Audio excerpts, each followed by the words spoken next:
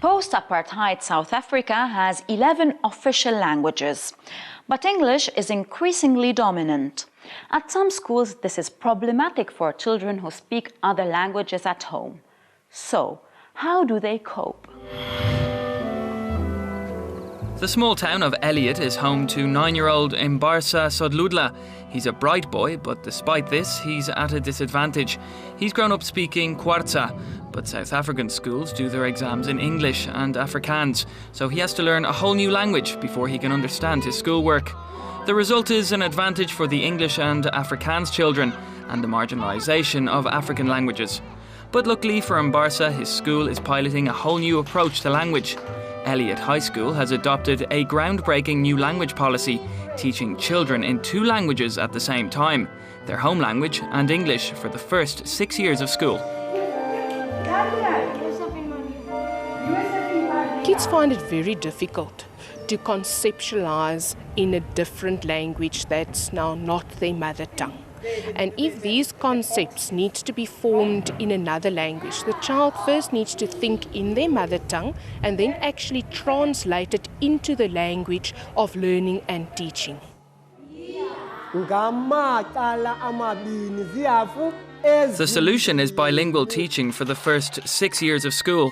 They're taught in their mother tongue language from day one, with teachers using Kwarza for instruction and English as a support language. When I'm teaching English, if that learner doesn't understand, I must use the mother tongue in order for that learner to understand what I'm presenting to her or to him. Families feel more involved. Parents who have a low level of English can now help their children with their homework because it's in Kwarza. For Mbarsa, the teaching system has boosted his confidence. I like speaking 2 languages because if I make a friend who can't speak Kwarza, we can still communicate. We have moved away from the issue of access in terms of schools becoming schools for white children or for black children or for Afrikaans children. We have moved beyond that.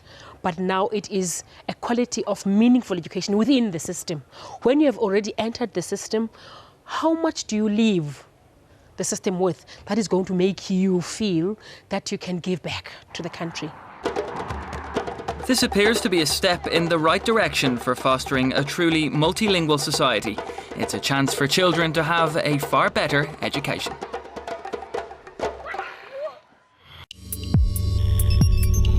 Learning World in association with WISE, an initiative of Qatar Foundation.